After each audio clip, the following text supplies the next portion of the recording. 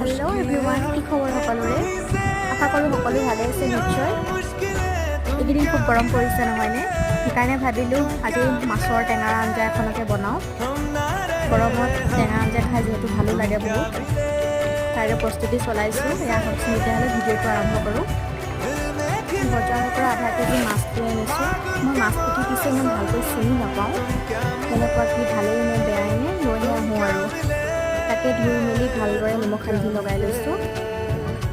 প্ৰথমে মাছখিনি ফ্ৰাই কৰি ল'ম। তাৰ কাৰণে অলপমান তেল দিছোঁ, যিহেতু মাছটো তেলি হয় সেইকাৰণে বেছি তেল দিব নালাগে।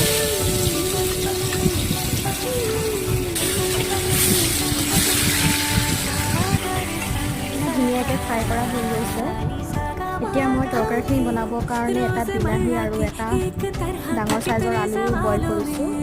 মাজতে মাছৰ লগত অলপমান পেটু আছিলে, পেটুখিনি ভাতৰ সৈতে ভাজি লৈ